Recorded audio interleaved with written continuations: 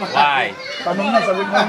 Because Ganda mo rin niya, supportahan niyo ako. Tatakbo na naman? Buka. Panindigan mo yan. Because the presentation of my eldest brother. You know that? Sabihin.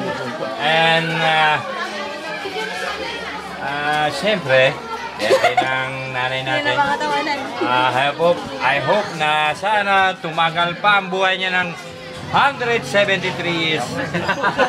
Para 120 lang, 120. hirap din, no? 120 lang, San. 20. Para si tatay. Matawad pa. 120 lang, kaya masyado na mahirap yun. Sa ano yun, sa Makati, may ano na, may Facebook. At sana ay mga anak niya ay magkasundo-sundo. Hindi nag-aaway.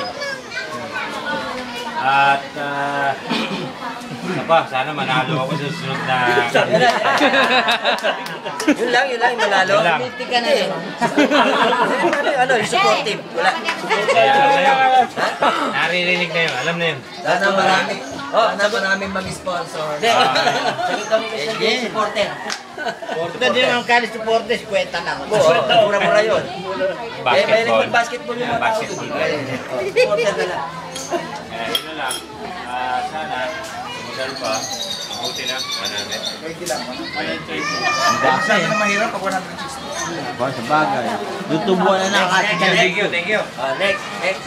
Sino ba sunod? Wala. Na raw. Wala. Okay. Hindi natin po paano ng message yung galing sa bansa. Bibidyoan. Okay. This is an special ordinary day. Sino na English? Title! Dapat hindi English eh. Okay. Tagalogin na lang natin. Itong araw na ito ay isang araw na hindi makakalimutan ng Unforgettable. mga Di ba tapos na yung unforgettable? Unforgettable. Pinalitan ba sa sisiw? Ayun. Lalo-lalo na sa mga anak. Yung mga anak na bagamat 13, Ayan. 13 yung kanilang naging supling doon sa kanilang pagmamahalan. Bagamat wala na ang ating tatay, pero nararamdaman ko nandyan siya. Oy, naka ano ba yan? Naka-record ba yan? Hey, Tito Ben! Isang tao na nawala sa atin, sa piling natin, ang isa sa nakikita ko at nararamdaman ko na pinakamaligaya sa araw na ito. Sapagkat nakita niya sa araw na ito na nagkasama